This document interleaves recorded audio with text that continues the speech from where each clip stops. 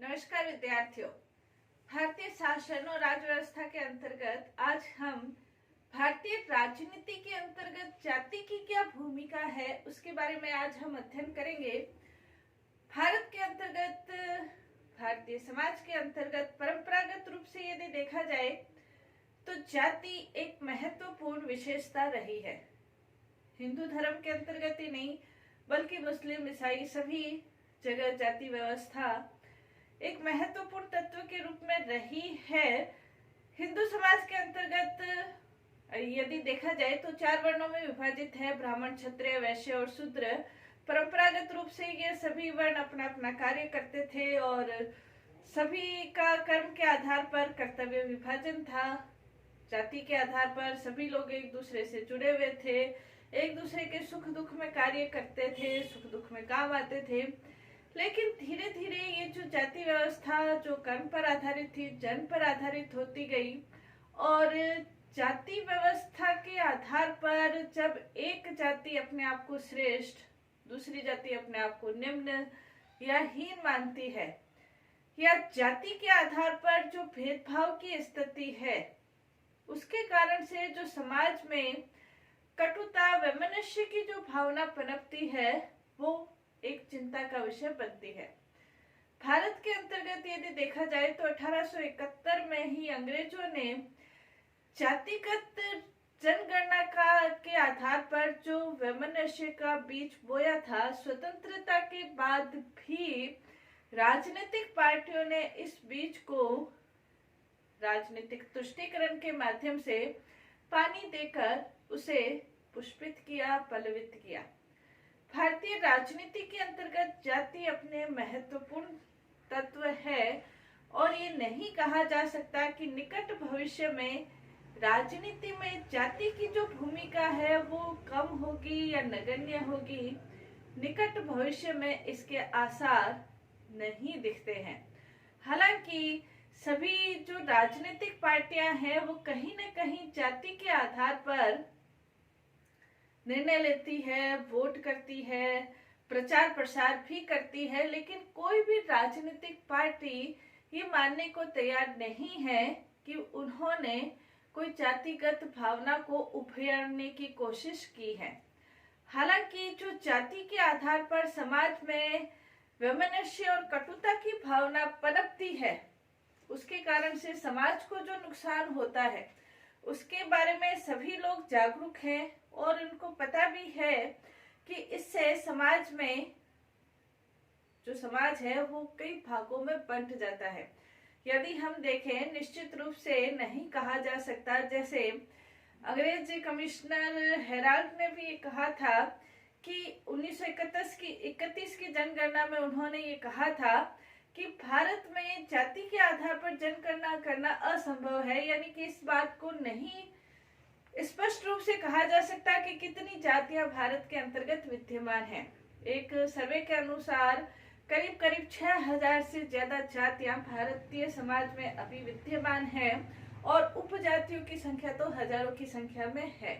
तो जाति के आधार पर जाति को सकारात्मक रूप से भी लिया जा सकता है, लेकिन नकारात्मक रूप से ज्यादा लिया जाता है और जातिगत भावनाओं को उभार कर देश के अंतर्गत जो वैमनस्य की भावना फैलाई जाती है वो नकारात्मक प्रभाव ज्यादा देखने को मिलता है और उसका खत्म होना चाहिए, वो खत्म होना चाहिए, उसका समाधान किया जाना चाहिए।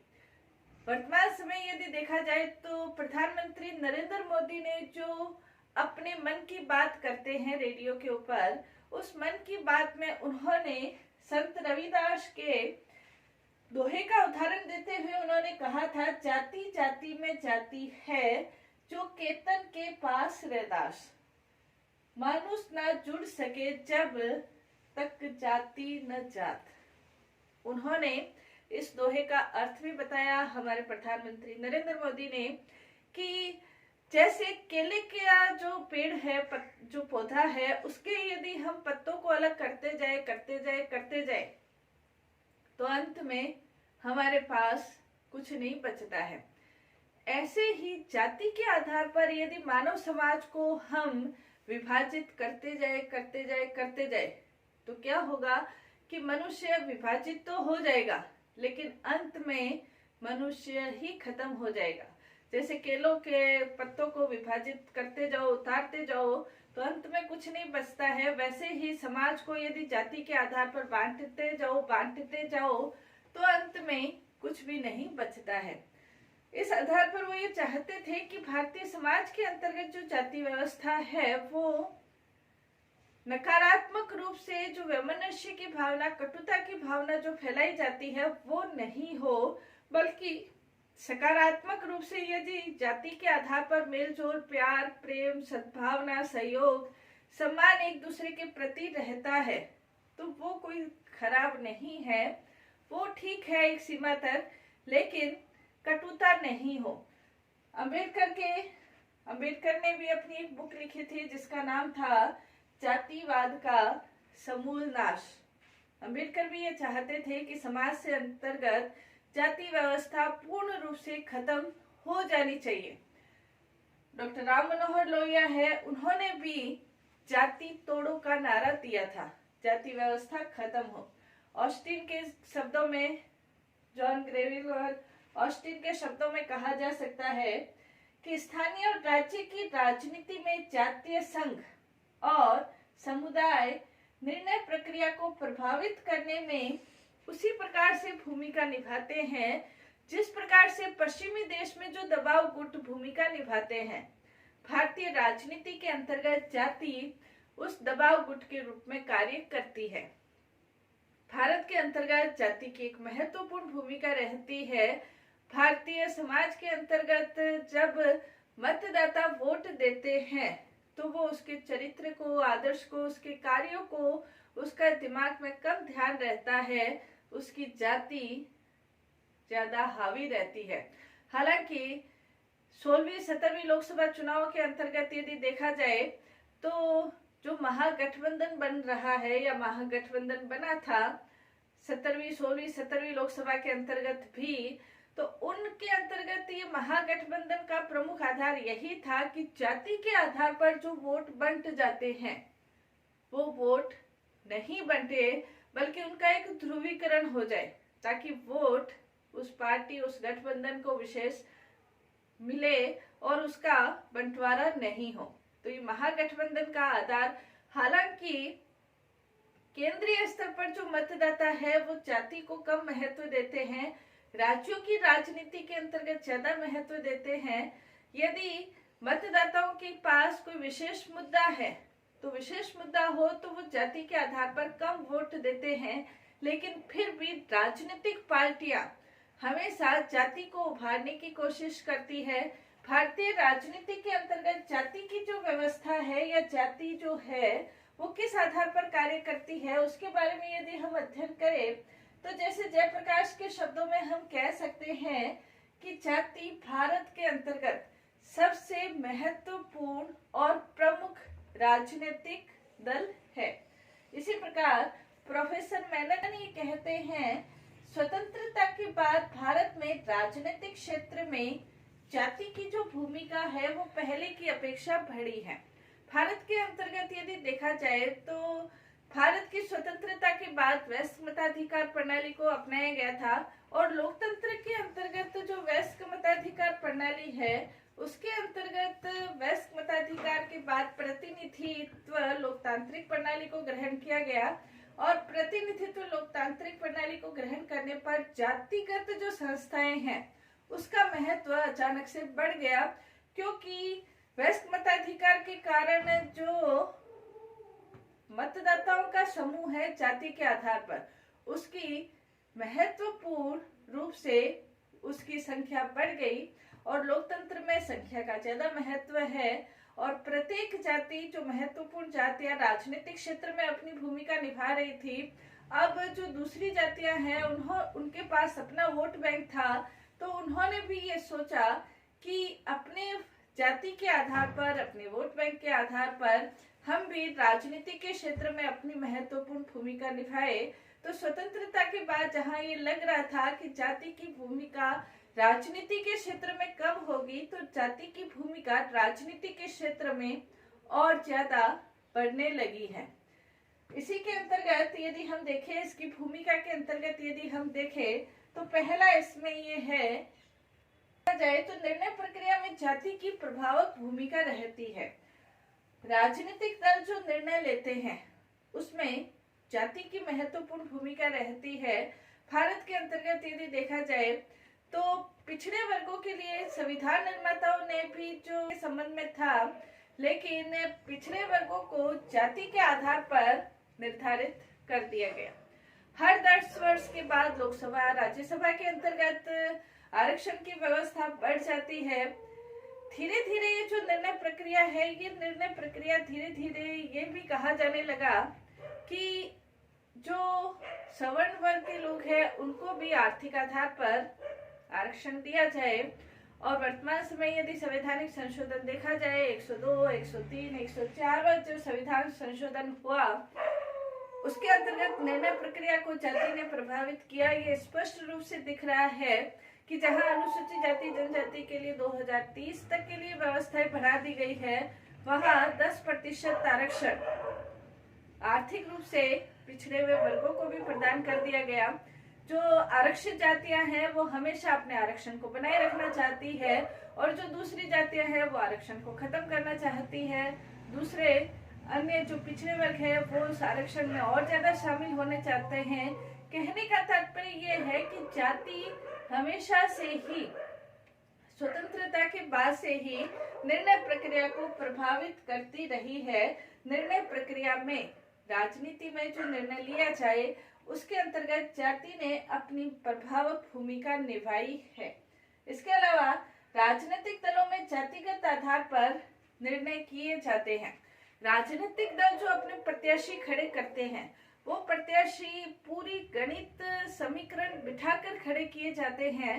किसी एक पार्टी विशेष से संबंधित नहीं है, बल्कि सभी जो राजनीतिक दल है जिस स्थान पर अपने उम्मीदवार खड़े करते हैं, कहीं न कहीं उनके दिमाग के अंतर्गत राजनीतिक समीकरण अवश्य रहता है। एक शोध शास्त्री विद्वान कह सकते हैं कोचनेक ने अपने कई उदाहरणों से यह सिद्ध किया है कि चाहे विधानसभा चुनाव है चाहे लोकसभा चुनाव है, प्रत्याशी खड़े करने में राजनीतिक दल जाति का आधार का समीकरण उनके मन मस्तिष्क में रहता है। किसी विशेष क्षेत्र में किसी विशेष जाति के लोग ज्यादा हैं तो उस जाति के उम्मीदवार के खड़े रहने के, टिकट मिलने के चांस ज्यादा रहते हैं। कहने का तात्पर्य राजनीतिक दल जातिगत आधार पर निर्णय लेते हैं। नेक्स्ट इसके अंतर्गत भारतीय राजनीति के अंतर्गत हम कह सकते हैं कि जातिगत आधार पर मतदान व्यवहार होता है। मतदाताओं को जाति के आधार पर राजनीतिक पार्टियां उनकी भावनाओं को उभारने की कोशिश करती है और जब जातिगत आधार पर उनकी भावनाएं यानी कि अपनी जाति के उम्मीदवार को वोट दिया जाए, इस प्रकार से जब उनकी भावनाएं उभारी जाती है तो उनको सत्ता भी प्राप्त होती है और मतदाता भी बिना किसी अन्य तरीके के या बिना किसी अन्य निर्णय के अपनी जाति के उम्मीदवार को वोट देना ज्यादा पसंद करते हैं। और इसी के आधार पर यदि देखा जाए तो जैसे मायावती उत्तर प्रदेश की पूर्व मुख्यमंत्री कह सकते हैं, मायावती की जो बहुजन समाजवादी पार्टी है उसकी विजय प्राप्त करने का, सत्ता प्राप्ति का जो आधार रहा है पहले, वो कहीं न कहीं जाति पर आधार रहा है, कहीं न कहीं कहे या महत्वपूर्ण आधार रहा है। मुलायम सिंह, अखिलेश यादव के भी राजनीतिक क्षेत्र में जो महत्वपूर्ण आधार रहा है वो जातिगत आधार कहा जा सकता है।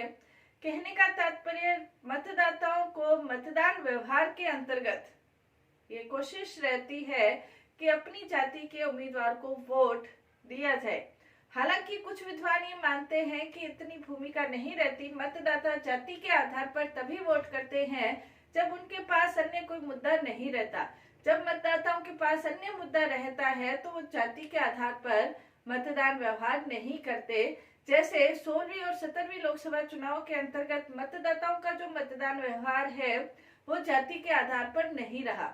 लेकिन फिर भी राजनीतिक पार्टियां ये कोशिश करती है कि मतदाताओं के पास कुछ न कुछ वोट जाति के आधार पर उनसे अवश्य बटोर लिए जाए और उस आधार पर उस उम्मीदवार की जो विजय है उसके चांस बढ़ जाते हैं। नेक्स्ट, इसके आधार पर मंत्रिमंडल के निर्माण में जातिगत प्रतिनिधित्व। मंत्रिमंडल का जो निर्माण किया जाता है उसमें भी जातिगत जो समीकरण है, जातिगत गणित है, उसको भी ध्यान में रखा जाता है।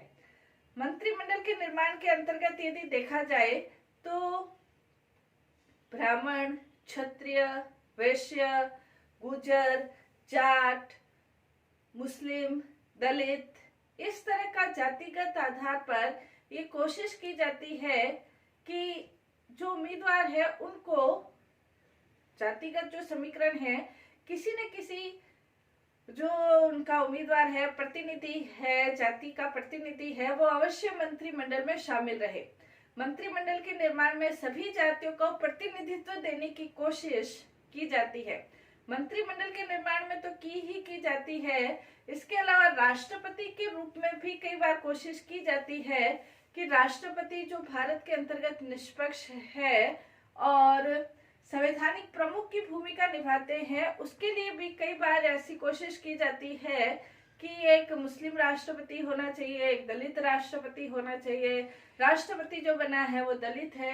इस तरह की जातिगत आधार पर जब उसकी बिना राष्ट्रपति पद की महत्वपूर्ण जो स्थिति है, बहुत महत्वपूर्ण स्थिति राष्ट्रपति की है, उसको जातिगत आधार पर लिया जाता है।